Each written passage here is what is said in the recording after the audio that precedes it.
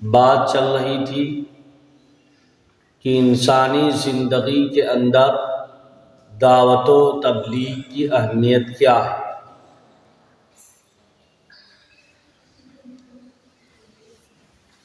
کیونکہ دعوت سے ایمان بڑھتا ہے، ایمان مضبوط ہوتا ہے۔ جب ایمان مضبوط ہوتا ہے تو اعمال کے اندر اضافہ ہوگا۔ جب ایمان ہی نہیں ہوگا تو اعمال صالحہ کرنے کا دل ہی نہیں کرے گا، دل آمادہ نہیں ہوگا۔ کسی آپ غیر مسلم کو نہیں دیکھا ہوگا کہ وہ حج کرنے جا رہا ہو، روزہ رکھ رہا ہو، صلاۃ التسبیح پڑھتا ہو، زکوٰۃ ادا کرتا ہو، صدقہ دیتا ہو، کوئی اسلامی کام کرتا ہو، کیونکہ اس کے اندر ایمان نہیں۔ اور کبھی کبھار انسانیت کے ناطے کوئی کام کر لیتا ہے تو اللہ تبارک تعالیٰ اس کو اجر اس کو دنیا ہی میں دے گا۔ لا خلاق فی الآخرہ لا حظ فی الآخرہ، آخرت کے اندر ثواب کے اندر اس کا کوئی حصہ نہیں ہے، کیونکہ اعمال مقبول ہوں گے ایمان کے مقبول ہونے سے۔ ایمان کے بغیر اعمال کوئی بھی قابل قبول نہیں ہوں گے۔ اعمال بنتے ہی ایمان سے، جب ایمان نہیں ہے تو اعمال کہاں سے؟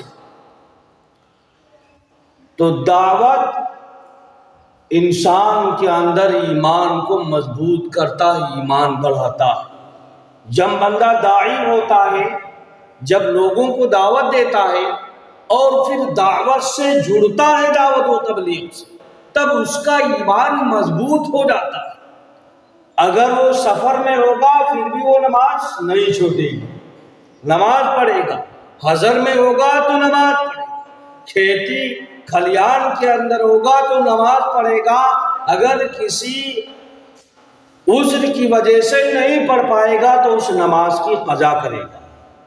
لیکن جن کی زندگی دعوت و تبلیغ سے جڑی نہیں ہے تو وقتی طور پر نماز پڑھ لی تو پڑھ لی، اور وہ جو نماز چھوٹ گئی تو کوئی اپنی نماز کا قضا کرتا؟ کوئی نہیں کرتا۔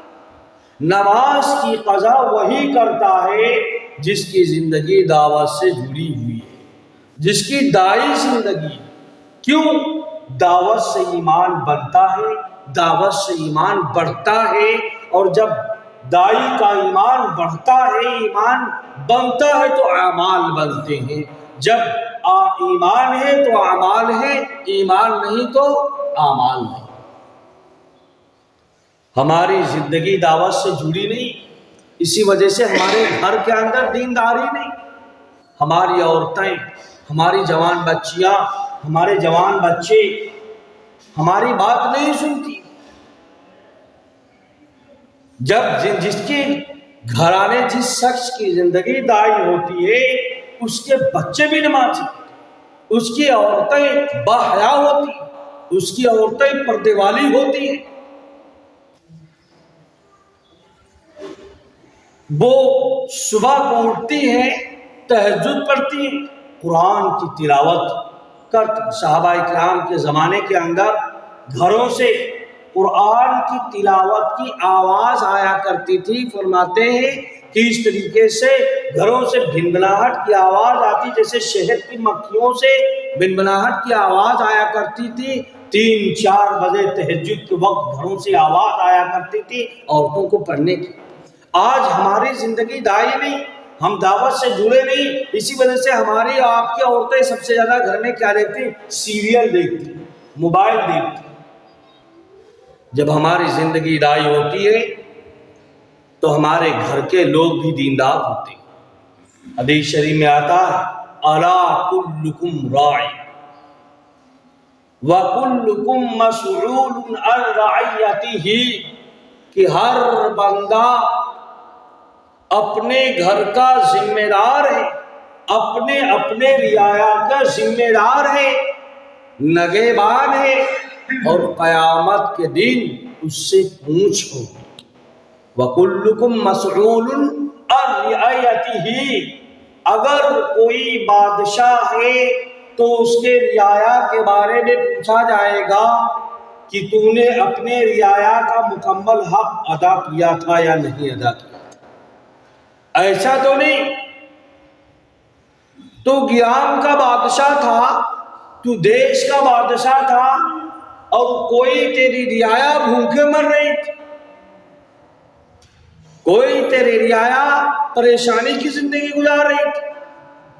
بیت المال کا فنڈ آیا تو اس فنڈ کو کہاں لگایا؟ اپنی بلڈنگوں کے بنانے کے اندر، اپنے اسکول و کالج کو بنانے کے اندر، اپنے بزنس کو چمکانے کے اندر، یا تو نے رعایا کے غربت کے اوپر استعمال کیا؟ پوچھا جائے گا۔ اگر کوئی علاقے کا پردھان ہے اور وہ گرام کا اگر پیسہ آتا ہے تو یہ نہ سمجھے بڑے خوش، کوئی مسلم پردھان ہوتا بڑا خوش ہو جاتا، عجیب وہ تو بہت پردھان ہے۔ خدا کے یہاں ایک ایک روپیے کا حساب لیا جائے گا کہ تیرے گرام کا تیرے اتنا پیسہ آیا تھا رعایا کا، تو جو رعایا کا نوکر تھا، تو چاکر تھا، تو سروینٹ تھا، تو نگہبان تھا، تو ذمہ دار تھا، تو نے اس کا ایک ایک حق ادا کیا کہ نہیں ادا کیا؟ کتنا تو نے ان کے اوپر خرچ کیا اور کتنا تو نے کھایا اپنے دھندے کے بنانے کے اندر، اپنی بلڈنگ کے چمکانے کے اندر کتنا کچھ۔ تو لفظ کلہم کا لفظ آیا، اور فرد اپنے گھر کا جو ہے نگہبان ہے، ذمہ دار ہے۔ اگر مرد قیامت کے دن کھڑا کیا جائے گا، قرآن کہتا ہے یا ایھا الذین آمنوا قوا انفسکم واہلیکم نارا وانذروا عشیرتکم الاقربین، کہ لوگو ایمان والو خود جہنم کی آگ سے بچو اور اپنے گھر والوں کو جہنم کی آگ سے بچائیے۔ ہم اپنے گھر کے اندر دیکھتے ہیں کہ ہمارے گھر میں کوئی ایسے کام تو نہیں ہو رہے جن کی وجہ سے ہمارا بچہ، ہماری بیوی، ہماری بہن، ہماری ماں جہنم کے راستے پر جا رہی ہے۔ قیامت کے دن پوچھا جائے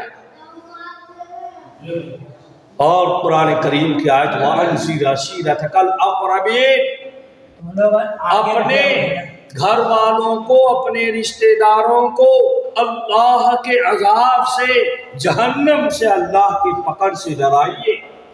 اگر آپ یہ کام نہیں کرتے، ہم یہ کام نہیں کرتے تو اللہ تبارک و تعالیٰ کے پوچھا جائے۔ جب یہ آیت نازل ہوئی تو جناب کریم محمد عربی صلی اللہ علیہ وسلم صفا پہاڑی پر کھڑے ہوئے اور پکارا یا صباح یا صباح، اے لوگوں جمع ہو جاؤ، ایک دشمن حملہ کرنے والا ہے۔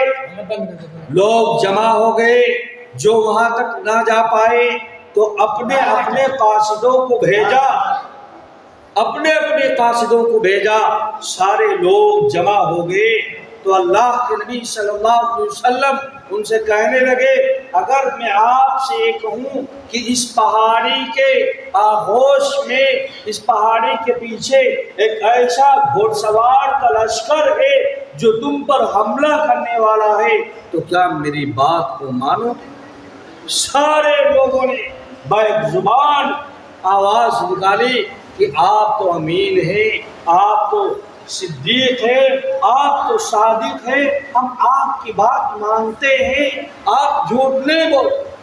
اللہ کے نبی صلی اللہ علیہ وسلم کا بعثت سے پہلے، نبوت کے ملنے سے پہلے ایسا پاک اور ایسا صاف، ایسا ستھرا، ایسا شفاف، ایسا اخلاق والا کردار تھا کہ کفار مکہ آپ کو امین اور صادق ماننے پر مجبور تھے، اپنی امانتیں آپ کے پاس رکھتے تھے۔ اس وقت آپ نبی نہیں تھے، پہلے سے لوگ صادق مانتے تھے کہ اس سے زیادہ کوئی اچھا نوجوان اور اس سے بہتر کوئی نوجوان اخلاق والا کوئی ہے ہی نہیں، وہ کبھی جھوٹ بولتا ہی۔ تو سارے لوگوں نے کہا آپ کبھی جھوٹ نہیں بولتے، آپ صادق ہیں، آپ امین ہیں، ہم آپ کی بات کو مانتے ہیں۔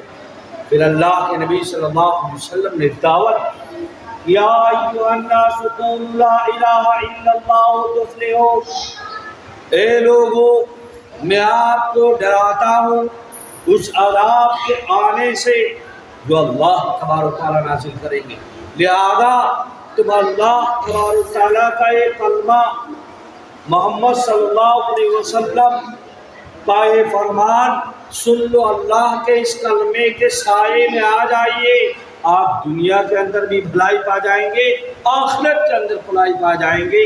تو ابو لہب بولتا ہے تبت لکا یا محمد، نعوذ باللہ، اے محمد تو برباد ہو، تباہ ہو، تیرے دونوں ہاتھ ٹوٹ جائیں، اس کی وجہ سے ہم کو بلایا۔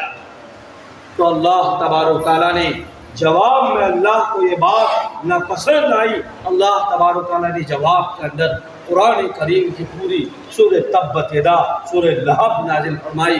تبت یدا ابی لہب وتب ما اغنی عنہ مالہ وما کسب سیصلی نارا ذات لہب وامرأتہ حمالۃ الحطب فی جیدہا حبل من مسد، کہ تیرے خود ہاتھ ٹوٹ جائے، پیر چھوٹ جائے، اے ابو لہب تو خود تباہ برباد ہو جائے، نصف نابود ہو جائے۔ اللہ تبارک تعالیٰ نے محمد صلی اللہ علیہ وسلم کی طرف سے جواب دیا۔ کہنے کا مقصد یہ ہے جب قرآن کی آیت نازل ہوئی وَأَنذِرْ عَشِيرَتَكَ الْأَقْرَبِينَ، کہ اپنے قریبی رشتہ داروں کو ڈرائیے، قُمْ فَأَنذِرْ وَرَبَّكَ فَكَبِّرْ، کہ کھڑے ہو جائیے اور اللہ تبارک تعالیٰ کی طرف دعوت دیجیے۔ تو اللہ کے نبی صلی اللہ علیہ وسلم سب سے پہلے صفا پہاڑی پر کھڑے ہو کر وہ اللہ کی طرف گیا، اور پھر اللہ کے نبی صلی اللہ علیہ وسلم نے فرمایا کہ سوال ہوگا کلکم راع وکلکم مسئول عن رعیتہ، کہ ہر کوئی، ہر ذمہ دار اپنے گھر کا نگہبان ہے، ذمہ دار ہے، قیامت کے دن اس سے پوچھا جائے گا۔ اگر ہماری بیوی نماز نہیں پڑھتی، ہمارے بچے نماز نہیں پڑھتے، ہماری لڑکی بے حیائی کی طرف جا رہی ہے، ہمارا لڑکا فحاشی کی طرف جا رہا، عریانت کی طرف جا رہا، سٹے بازی کرتا ہے، جوا کھیلتا ہے، شراب پیتا ہے، چوری کرتا ہے، اس میں گندی اور بری عادتیں ہیں، حرام خوری کرتا ہے، رشوت لیتا ہے، سود بیاج کو کاروبار کرتا ہے، اگر میں اپنے لڑکے کو پر جو ہے روک نہیں لگاتا، اب میری بیوی بہائی کرتی ہے، اگر میں روکتا نہیں تو قیامت کے دن میری پکڑ ہو۔ اور لکھا کہ اگر کوئی شخص یہ نہیں کرتا تو گویا کہ اس کے اندر ایمان ہے ہی نہیں، بالکل ختم ہے۔ لکھا من رأى منکم منکرا فلینکروا بیدیہ فإن لم یستطع فبلسانہ فإن لم یستطع فبقلبہ وذلک اضعف الایمان، کہ جو شخص اپنے گھر کے اندر، اگر کوئی اپنے بچوں کے اندر، اگر کوئی بادشاہ اپنے رعایا کے اندر، کوئی مالک اپنے غلام کے اندر، حاکم اپنے رعایا کے اندر اگر کوئی برائی دیکھتا ہے اور اس کو چاہیے کہ اپنی قوت سے اس کو، اگر باپ ہے اس کی بیٹی غلط کر رہی ہے، اگر بھائی ہے اس کی بہن غلط کر رہی ہے، تو اس کو اپنی قوت کے ذریعے سے، مار کے ذریعے سے، ڈپٹ کے ذریعے سے، زبردستی اس گناہ سے منع۔ اگر بیٹا ہے حرام خوری کر رہا ہے، شراب پی رہا ہے، اگر جو سود خوری کے اندر مبتلا، سٹے بازی کے اندر مبتلا، جوا کے اندر مبتلا، تو ہر باپ کا اس کی اولاد کے اوپر وہ حاکم ہے۔ اگر کوئی اس کو روک نہیں لگاتا ہے، اگر کوئی اتنا کمزور باپ ہے، بوڑھا ہو گیا ہے، یا اس کی بیوی اس سے ڈبل ہے، وہ ڈرتا ہے اپنی بیوی سے، اپنی بیوی کا جورو کا غلام ہے، تو لکھا ہے کہ اپنی زبان کے ذریعے سے اس چیز کا انکار کرے، اس کا رد کرے، اسٹرائک کرے کہ تو جو کر رہی ہو غلط کر رہی، تاکہ خدا کی ہاں اس کی پکڑ نہ ہو۔ اور اگر اتنا بھی نہیں کہہ سکتا، کوئی اتنا بھی مریض ہے، کسی کو اتنی بھی طاقت نہیں ہے تو اس کا نہ ساتھ دے، نہ اس کے اندر، اس گناہ کے اندر، اس برائی کے اندر شرکت کرے، نہ تو اس میں بیٹھے اور دل میں اس کو برا کہے، اور اللہ تبارک و تعالیٰ سے اس گناہ کو ختم کرنے کا، ازالہ کرنے کی دعا کرے کہ اللہ تبارک و تعالیٰ اگر میرے اندر اتنی طاقت اور قوت ہو تو میں ختم کرتا، اس گناہ سے روکتا، لیکن الہ العالمین آپ تو ذی قوت متین ہیں، آپ اس گناہ کو روک دیجئے اور مجھے اس گناہ سے بچا لیجئے۔ اگر اتنا بھی اس کے دل کے اندر ارادہ نہیں ہے تو لکھا سب سے کم درجے کا ایمان، وَذَلِكَ أَضْعَفُ الْإِيمَانِ، گناہ کو دل کے اندر گناہ سمجھنا سب سے کم درجے کا ایمان ہے۔ اگر ہمارے گھر کی عورتیں، ہمارے گھر کے بچے، ہماری بہو بیٹیاں، ہماری لڑکیاں اگر گناہ کا کام کرتی ہیں، بے پردہ رہتی ہیں، بے حیا رہتی ہیں، بچے الٹا سے کام کرتے ہیں، گناہ کے اندر مبتلا ہیں، ہم کچھ نہیں کہتے، تو لکھا ہے کہ یہ اس کے اندر ایمان نہیں ہے۔ وَذَلِكَ أَضْعَفُ الْإِيمَانِ، بالکل ایمان ہے ہی نہیں۔ اسی وجہ سے دعوت سے ہر بندوں کو، ہر بندے کو داعی ہونا چاہیے۔ جب تک بچہ گھر کا ہر فرد دعوت سے نہیں جڑے گا، اس کا ایمان نہیں بڑھے گا۔ دعوت سے ایمان بنتا ہے، اور جب ایمان بنتا ہے تو اعمال بنے گا۔ اگر کامیابی چاہتے ہو تو مرد دعوت سے جڑ جائیں، عورتیں اور گھر کی بہن بیٹیاں جو ہے تعلیم سے جڑ جائیں، اور ہمارے بچے علماء کی مسلک سے جڑ جائیں، تب ہم کامیاب ہو سکتے، ورنہ ہم کامیاب نہیں ہو سکتے۔ اور قیامت کے دن اللہ تبارک و تعالیٰ پوچھے گا، ہم سب تو مذاق سمجھتے، اگر داعی لوگ آ جاتے، اگر کوئی جماعت والے ہمارے محلے میں آ جاتے، ہم اپنے بچوں کو 40 دن کے لیے جماعت بھیجنے کے لیے تیار نہیں ہے۔ بہت ایسے واقعہ ہو کہ لوگوں نے کہا بھائی اپنے بچے کو بھیج دیجئے، وہاں کچھ سیکھ لیں گے، ایمان بڑھ جائے گا، اسلام سیکھیں گے، نبی کی سنتیں سیکھیں گے، اسلام کا طور طریقہ سیکھیں گے، زندگی گزارنے کا سنت نبوی کا طریقہ سیکھیں گے، تو بھیجنے کے لیے تیار نہیں۔ بہت اتنا سارا کام بتا دیا اور گاؤں کے اندر ٹہل کر الٹا سیدھ کام کر دیا، تو 40 دن جانا گوارا نہیں تھا اور 4 مہینے جیل چلے گئے، وہ ٹھیک تھا۔ اللہ تبارک تعالیٰ ایسا ہی کرتا۔ جناب کریم صلی اللہ علیہ وسلم نے فرمایا، حضرت عائشہ صدیقہ رضی اللہ تعالیٰ عنہ فرماتی ہے کہ اللہ کے نبی صلی اللہ علیہ وسلم آئے، میں نے ان کے چہرے کے اوپر ایک خاص اثر دیکھا، عجیب سا اثر تھا کہ ان سے بولنے کی کسی کو ہمت اور سجل نہیں تھی۔ وہ آئے اور وضو بنایا اور منبر پر کھڑے ہوئے، میں مسجد سے جا کر مسجد کی دیوار سے لگ جاتی ہوں کہ دیکھتی ہوں کہ کیا چیز ہو گئی، کون سی آفت اللہ کے نبی صلی اللہ علیہ وسلم سے، کون سے قضیہ نامرضیہ آپ علیہ السلام کے ساتھ پیش آ گئی کہ آپ کا چہرہ بالکل متغیر، سرخ، آپ کے اوپر ایک خاص اثر ہے۔ کیا فرمانے جا رہے؟ اللہ کے نبی صلی اللہ علیہ وسلم منبر پر کھڑے ہوئے اور فرمایا، اے لوگو، اللہ تبارک تعالیٰ کا حکم ہے کہ امر بالمعروف والنہی عن المنکر کرتے رہو، نہ اللہ تبارک تعالیٰ تم کو ایسے عذاب کے اندر گرفتار کر دے گا کہ تم دعائیں مانگو گی، میں تمہاری دعا نہیں قبول کروں گا، تم میرے سامنے سوال کرو گے، میں تمہارے سوال کو رد کر دوں گا، اور تم تقاضا رکھو گے، میں تمہارے تقاضے کو رد دوں گا، تم دھدکار گے۔ آج پوری دنیا کے اندر یہی، کیونکہ ہم نے اپنی دعوت کی زندگی کو ختم کر دیا، آج پورے امت مسلمہ پریشان ہے۔ جو لوگ سوشل میڈیا پر ایکٹیو رہتے ہیں یا نیوز دیکھتے ہیں، ان کو معلوم ہوگا کہ پوری عالم اسلام کے اندر ہمارے مسلمانوں کا اس وقت کا حال۔ آج ہم آزادی کے ساتھ اپنے اسلام کا اظہار نہیں کر سکتے، اپنے اسلامی شعائر کا ہم اظہار نہیں کر سکتے، اس کے مطابق ہم زندگی گزار نہیں سکتے۔ اسی طریقے سے ایک وقت آئے گا کہ دھیرے دھیرے دھیرے یہ جو اسلام کی قندیل ہے، یہ جو رمق، جو داڑھی ٹوپی، یہ جو اسلام کے اسٹار نظر آ رہے ہیں، ایک وقت آ جائے گا یہ بھی ختم ہو جائے گا۔ ہمارا ملک اور ہمارے گھرانے ہم ایسے ہو جائیں گے جس طریقے سے ایشیا کا بہت سارا علاقہ ہو گیا تھا۔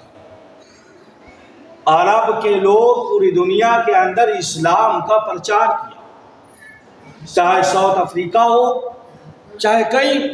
ایک عرب کی وہ جماعت، جن امیر صاحب بتا رہے تھے کہ مراد آباد کی جماعت گئی انڈونیشیا یا ساؤتھ افریقہ کسی باہر ممالک کے اندر، وہ بندے یہودی تھے، عیسائی تھے، جن کا سلسلہ نسب حضرت ابن عباس رضی اللہ تعالیٰ عنہ سے مل رہا تھا۔ ان کے باپ دادا اسلام کی خاطر اسلام پھیلانے کے لیے گئے۔ صحابہ اکرام، جب نبی پاک صلی اللہ علیہ وسلم نے دعوت کا کام کیا تو صحابہ اکرام دنیا کے چپے چپے کے اندر دعوت کے کام کو پھیلایا اور پھیل گئے۔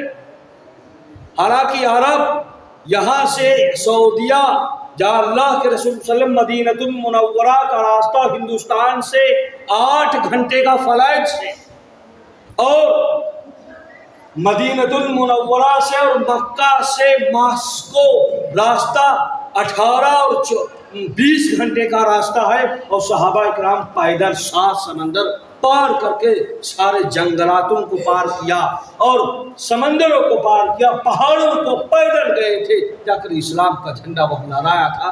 کیسے انہوں نے دین کی دعوت دی؟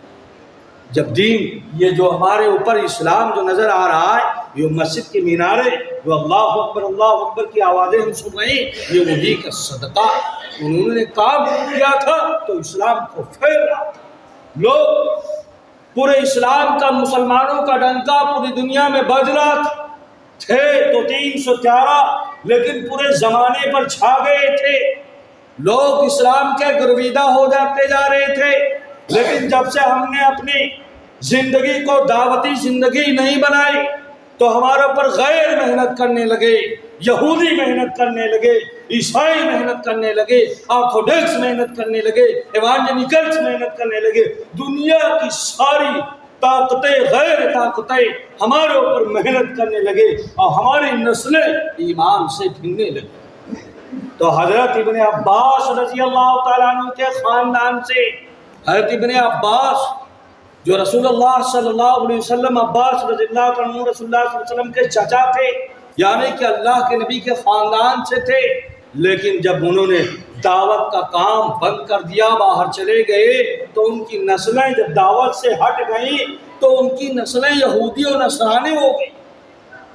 ان کے پاس شجرہ نسب تھا حضرت ابن عباس کا۔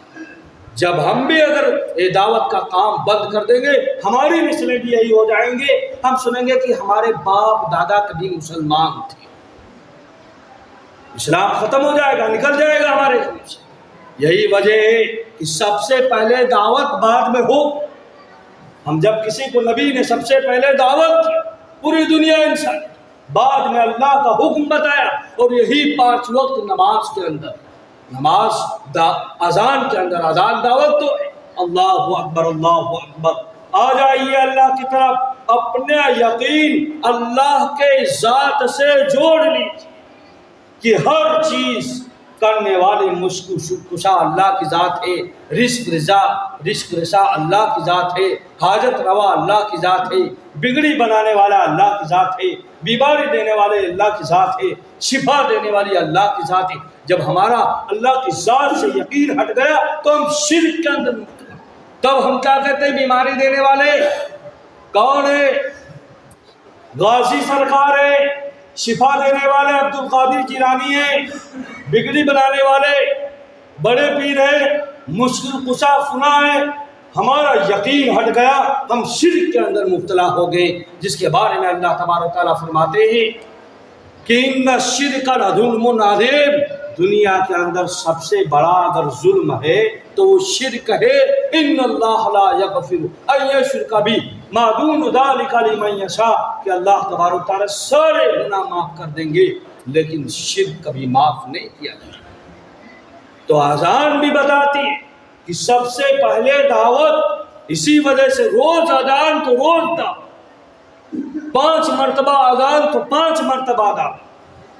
بچہ پیدا ہوتا ہے، پیدا ہونے سے بچے کے اوپر شریعت کے احکام لاگو نہیں ہو جاتے۔